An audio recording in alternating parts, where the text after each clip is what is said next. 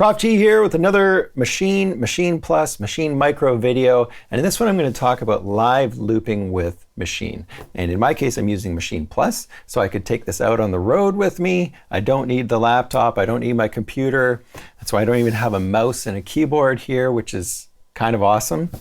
But Maschine Plus, definitely a specific device for people who want to get away from the computer. So my last video was a song where I started out doing live looping. I did write the song on Friday and it's now Wednesday. So it wasn't a song that I have learned. You know, I don't have all the parts really learned. And I quickly found that out. And my poor wife was the one who was filming this whole thing. And so she had to film me for about 35 minutes before I finally got a take that was good enough to keep.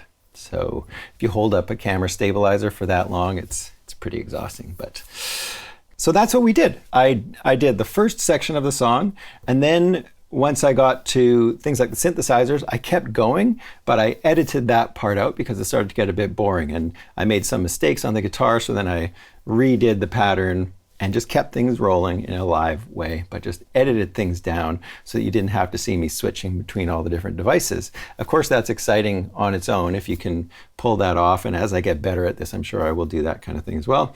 And then when it came to the brass, I just stopped everything, got my brass instrument, figured out the notes I was going to play, and then recorded those, and then we set it up so that we could have the 3 Jeffs in there. And that was supposed to be funny. It was supposed to be humorous. I don't know if it came off that way, but I don't really play the saxophone. I got my kid to teach me a few notes on the saxophone and managed to honk those out. And because there's no auto-tune on Maschine Plus, that's actually what I played. And trombone, I've been learning for a month. I set myself a challenge a month ago to see if I could make a song with trombone, and that's exactly what this idea came from. And then trumpet, I play a little bit, but I'm not awesome. So if you solo those tracks, it's really not pretty, but it's fun. So now let's talk about the setup, because a lot of people want to know, how did I have this whole thing set up?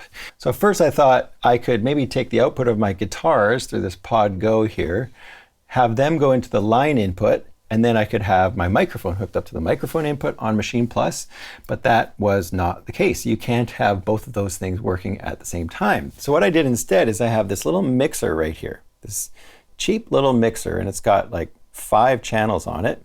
And I plugged my microphone into one channel, and then I just remembered to turn that off so that the level wasn't getting picked up when I wasn't using the microphone, and picking up sound of the room and stuff like that. And then I had my guitar go into another channel, and then I had the Microfreak go into another channel as well, so that when it came time to play it, it was all coming from the same input in my Maschine Plus interface. So output of the mixer going to one input on the Maschine Plus, because I just went with a mono source. I wanted mono guitars, and the Microfreak is mono already. So you could take a stereo output, you could have left and right channels chosen in there and then choose them separately in Maschine Plus. So if I go over to, say, the bass right here, and if I click on sampling, that's where you're going to see the level coming in. And then I just had a bass preset on my Pod Go, and I had a guitar preset on my Pod Go as well. And I just had to remember to switch between those, which is also something I screwed up a number of times when I was trying to do my first couple takes of this song. And the thing I had to do with all these sources is I had to make sure that the levels that were coming in were pretty close to the mix that I wanted on the song. What I'd mistakenly done is put my piano panned a little bit too far to the right, and then nothing really to balance it out on the left side. So you'll notice that if you go listen to it, it's like it feels too right side heavy. So I should have had a guitar up in the mix, or I should have had the piano in the middle, or something like that. And so that's something you have to think about ahead of time, is the mix of your whole live performance has to be pretty much ready. So how did I figure that out? Well, first thing I did was write the song. So I have my own arrangement with my bass part, my guitar parts, my piano parts, even the brass parts, the synthesizer parts, and then I worked on the mix on Maschine Plus. And then I deleted everything and then started from scratch. And then at that point, all of my groups are set up with drums on group A, my stabs, these little hits, and all of these hits came from Prospect Haze. It was the first expansion I ever bought, and I just love it. They've got so many cool sounds in there. Then I've got piano, and somebody on a forum was just asking, where is a piano sound on Maschine Plus? And the piano that I'm using was in Magnate Hustle. And if I go to sounds, you can see they've got whirlies, they've got pianos, but it's a decent piano. So that's what I used on this little song. So there you go, a piano on Maschine Plus, and it is a multi-sampled piano as well. So if I go over to sampling and look at zone, you can see that there's all of these samples of a real piano. I've got a glockenspiel taken from Crate Cuts, as well as the drum kit. So the drum kit itself was taken from Crate Cuts, another expansion. And I found all the sounds that I wanted to keep on the kit, and then I went and cleared out, so shift erase, and just cleared out all of the pads that had stuff that I didn't want. And almost every one of these sounds had a whole bunch of effects on it, which I didn't need. So I went through and I got rid of all the effects. So now I've got a nice little drum kit, but I don't have any reverb. And so what I did for that was I made an entirely different group over here by itself that has reverb loaded on one sound and beat delay loaded on another sound, and I'm using it as a send effect. I've got a video about Maschine Plus and using send effects, which I will post also in the description. Make sure you watch that, and I'll go into why using send effects with something like Maschine Plus is so important. It can be important in Maschine as well, and definitely worth watching the video to learn how this works, because the coolest part about this is every group in here is accessing that one reverb and that one delay on some level. A little bit of its sound is going to that reverb. So I only need one reverb and one delay for the whole project. And again, that's just saving CPU and allowing me to have a whole bunch of tracks. Like when I play the song, I'm sitting around 36%, 40% CPU. So I still have a lot of room, and I could still add more tracks if I wanted to. So what about the workflow? What about how things started for the first minute or two? First thing I did was play my beat in. I made a 4-bar beat, a 4-bar pattern, and I made sure that my pattern was going to stop at 4 bars, not be the automatic grow pattern, because I wanted everything in here just to be a 4-bar pattern. And so during that next 4 bars, what I had to do was go to my first scene, which is the only scene I had so far, and then just go duplicate. So now I've got a second scene over here on Maschine Jam. I duplicated the scene, and I was on that scene after I'd made my duplicate. So I made sure I jumped back to the first scene, and I used that second scene as my chorus. Got the beat. Next thing was the piano. I click over to my piano group. I make sure I'm on the first scene, and I played that verse piano part. Jumped over to the second scene, and when I push the second scene, you're still hearing the end of that first verse. And that was because if I go over to Shift Grid right here, you can see that my perform button is set to scene. So what that means is if I'm in the middle of a scene for all of the things I was recording, I could press that next scene, or I could click it over here. I could just click over to, the next scene.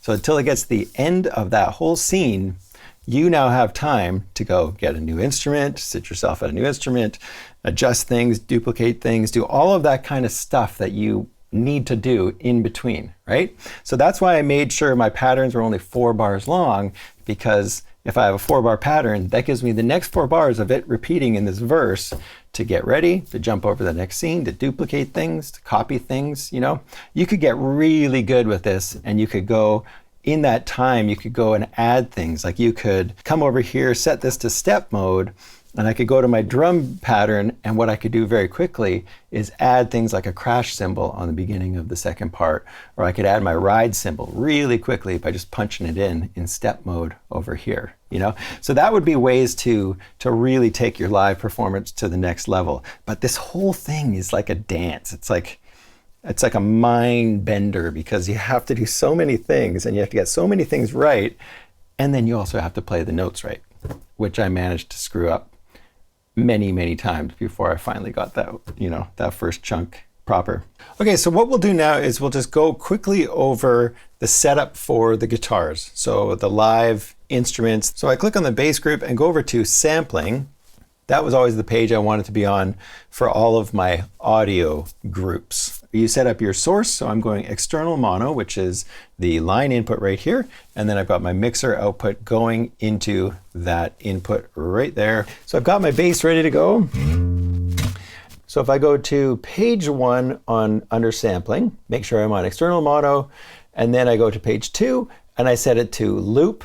I set my length to 4 bars, and that was very important. I didn't want it set to auto or free or anything like that because I wanted this to stop recording after 4 bars. And then I've also got my target set to sound. So each new thing I do shows up on a new sound slot in this group. So then I make sure I'm ready and hit the start button before the pattern starts, before I want to start recording.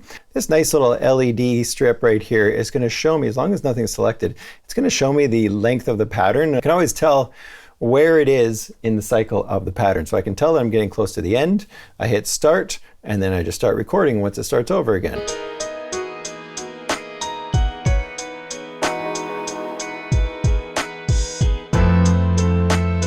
Now it's recording.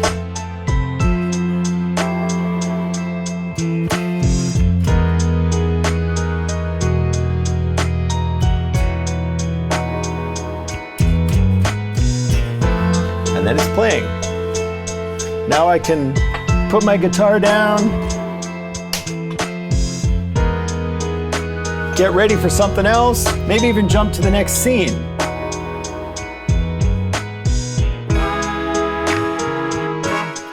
And then start playing something else. So as long as you have your follow grid set to scenes, you are ready to jump to the next portion of your song. You could have a whole bunch of different scenes set up as you go and create these different versions of these sections of your song. So that is setting up the audio, very seamless, just worked perfectly for all of these different instruments. So I've got my bass, my guitars, and then I've got my synthesizer. That was used for recording the Micro Freak.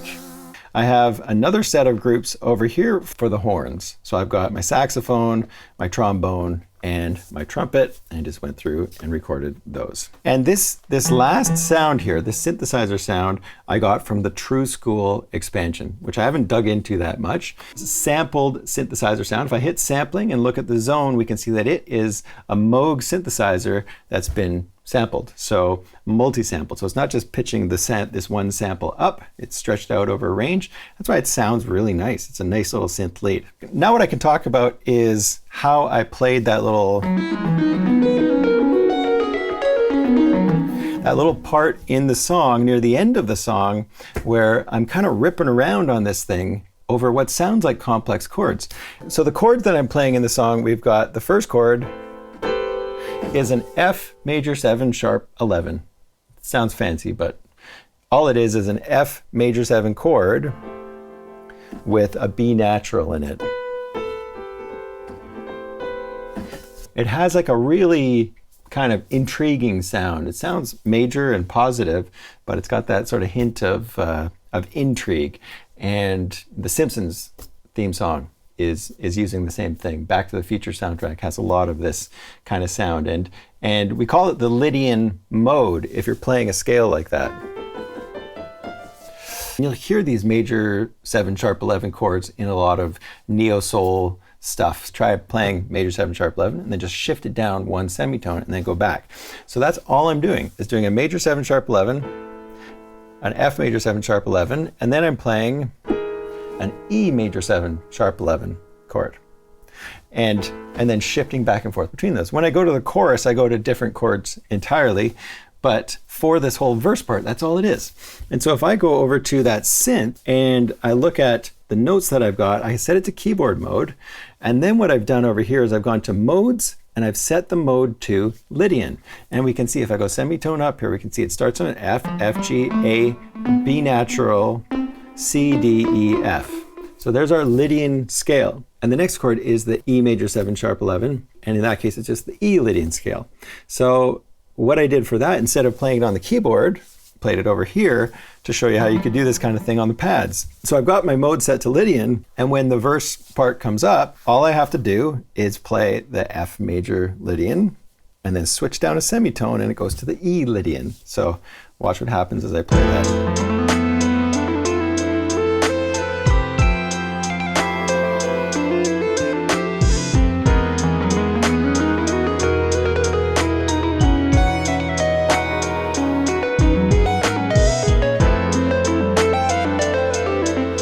Rip around on the pads. I have no idea what I'm doing. That solo is just literally me playing around with that scale on the pads. And it's so much fun. As a piano player, it's a little unorthodox and feels a little bit like you're cheating because I'm not, doing these complex scales. I also do have this big controller right here, my very first keyboard ever hooked up through MIDI, through just a MIDI cable in the back of the Maschine Plus. So about the guitars, why am I using a Line 6 Pod Go? Well, the answer is I tried to figure out a way to build like a cabinet and a guitar sound that I could use on a Maschine Plus. And I just wasn't happy with the results that I was getting. I bet you somebody could come up with something pretty decent with the effects that are built into Maschine Plus. There is a cabinet there, but I just wasn't getting a great sound. But if you had a cabinet, maybe with some EQ and a bit of distortion, you might be able to pull something off. And so I picked up this Pod Go just about a week ago. I do use Guitar Rig, of course, in the computer every time I'm in my studio. And I've used Guitar Rig for a really long time, ever since it came out, pretty much. I was one of the guys who used to show Guitar Rig off at the local music stores. I love Guitar Rig. I love the fact that I can record a clean guitar and change the tone and the effects and the amps and everything after the fact. It's just amazing. For me right now, this Pod Go is just a way to have great guitar sounds outside of the computer. And I like it. I really like the device. It sounds fantastic. And then as far as mixing stuff goes, as I said, I wasn't mixing. So what you could do, of course, is you could use like Machine Jam here to keep control of the levels and be adjusting the faders and stuff like that. And I think if I was doing more of a performance, that would be what I would do. I'd also love to get more into the perform effects. So there's tons of ways for you to make this performance so exciting. I'm just so glad that I'm able to do all of this with Maschine. And I do now realize, of course, the importance of memorizing your performance. So your poor camera operator doesn't have to do 600 takes before you finally get it right. Just going to keep practicing my instruments. I want to start practicing saxophone too, because I'm having a lot of fun playing that. But I'd love to be able to play more than 5 notes. I think that would be helpful. And yeah, so I'm going to keep posting videos like this. I'm going to do more of these live things. And, once this whole quarantine is over, we might be able to actually go to a place where I could start doing this live. And how much fun would that be?